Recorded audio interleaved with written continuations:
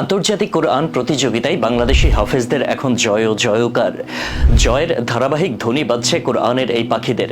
হাজারো প্রতিযোগীকে পাশ কাটিয়ে বিশ্ব মঞ্চে তাদের সাফল্য ঈর্ষণীয়। খুব গর্বের বিষয়, বিশ্বের যে প্রান্তেই কোরআন পাঠ প্রতিযোগিতা হয় সেখানেই মেধার স্বাক্ষর রাখেন বাংলাদেশের কোরআনে হাফেজরা। বিদেশের মাটিতে বাংলাদেশের নাম আলোকিত করেন কোরআনের আলোতে। সেই দৌড়ে এখন এগিয়ে আছেন হাফেজরাও। তেমনি এক কোরআনের পাখি হাফেজা মাইমুনা মনিরুজ্জামান। মাইমুনা মালয়েশিয়ার ওয়ার্ল্ড ট্রেড সেন্টারে চলমান 64তম আন্তর্জাতিক আল কোরআন পাঠ ও মুখস্থ প্রতিযোগিতায় অংশ নিয়েছে। ইতিমধ্যে টানা 8 দিনব্যাপী এই প্রতিযোগিতায় নিজের প্রতিভার স্বাক্ষর রেখেছে মাইমুনা। মালয়েশিয়ায় অনুষ্ঠিত এই প্রতিযোগিতায় বাংলাদেশ সহ 71টি দেশের মোট 92 জন প্রতিযোগী অংশগ্রহণ করেন। তাদেরই একজন বাংলাদেশের ময়মনসিংহের কৃতি সন্তান হাফেজা মাইমুনা মনিরুজ্জামান।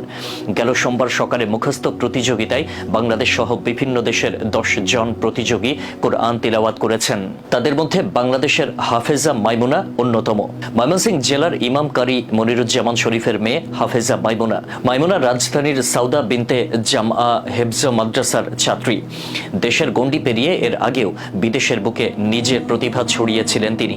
চলতি বছরের ফেব্রুয়ারি মাসে ইরানে অনুষ্ঠিত আন্তর্জাতিক হিফজুল কোরআন প্রতিযোগিতায় 3য় স্থান অর্জন করেন হাফেজা মাইমুনা মনিরুজ্জামান। এছাড়া চলতি বছরের সেপ্টেম্বরে দুবাইতে অনুষ্ঠিত হিফজুল কোরআন প্রতিযোগিতায়ও অংশ নেন হাফেজা মাইমুনা। এরপর সর্বশেষ তিনি অংশ নেন মালয়েশিয়া আন্তর্জাতিক কোরআন প্রতিযোগিতায়।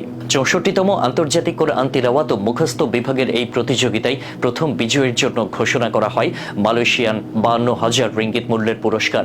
এছাড়া বিজয়ীর জন্য ইয়াসান পেমবাঙ্গুনান ইকোনমি মালয়েশিয়ার পক্ষ থেকে ঘোষণা করা হয় 12,000 রিঙ্গিত মূল্যের সোনার মেডেল ও নগদ 40,000 রিঙ্গিত পুরস্কার। উভয় বিভাগের রানার্স আপ পাবেন 30,000 রিঙ্গিত এবং ইয়াসান পেমবাঙ্গুনান ইকোনমি মালয়েশিয়ার সোনার মেডেল। তৃতীয় স্থান অর্জনকারী 20,000 রিঙ্গিত এবং ইয়াসান পেমবাঙ্গুনান ইকোনমি মালয়েশিয়ার সোনার মেডেল। এর আগে সৌদি আরব, দুবাই সহ মধ্যপ্রাচ্যের বিভিন্ন দেশে অনুষ্ঠিত আন্তর্জাতিক প্রতিযোগিতায় বাংলাদেশের হাফেজরা অংশ নিয়ে কৃতিত্বের ছাপ রাখেন। বিশেষ করে একাধিক কোরআন তিলাওয়াত প্রতিযোগিতায় সুরেলা কণ্ঠ দিয়ে মুগ্ধ করা হাফেজ তাকরিমের নাম এখন গোটা মুসলিম বিশ্বেরই জানা। সে তালিকায় এগিয়ে রয়েছেন হাফেজ তানভীর হোসাইন ও হাফেজ আবু রাহাত। কাতারে আয়োজিত তিজান আন নূর প্রতিযোগিতার মধ্য দিয়ে সে তালিকায় যুক্ত হয় হাফেজ মুশফিকুর রহমানের নামও। ফাইনালে একের পর এক চমক দেখিয়ে প্রথম স্থান অর্জনপ্রাপ্ত হাফেজ মুশফিকুর রহমান তার অনুভূতি প্রকাশ করে বলেন, বিশ্বের বুকে দেশের সুনাম বয়ে আনতে পারায় তিনি উজ্জীবিত। ভবিষ্যতেও তিনি দিনের দায়ী হতে চান। তিনি দেশের সবার কাছে দোয়া চেয়েছেন। বাংলাদেশের প্রেক্ষাপটে মাদ্রাসা শিক্ষার ক্ষেত্রে রাষ্ট্রীয় সুযোগ সুবিধা কম থাকলেও এই খাত থেকে সাফল্য আনছেন বিশ্বজয়ী হাফেজরা। কোরআন পাঠ প্রতিযোগিতায় বাংলাদেশের কোরআনে হাফেজরা ইতিমধ্যে প্রমাণ করেছেন নিজেদের যোগ্যতা। বিশ্বের যে প্রান্তেই হোক কোরআন প্রতিযোগিতা, আলো ছড়ান বাংলার মেধাবী কোরআনে হাফেজরা। যেখানে আরও একবার আন্তর্জাতিক কোরআন প্রতিযোগিতায় বাংলাদেশের হয়ে কীর্তি গড়তে চলেছেন হাফেজা মাইমুনা। ভবিষ্যতে সেই দেশের জন্য আরও সম্মান বয়ে আনবে, এটাই এখন দেশবাসীর কামনা।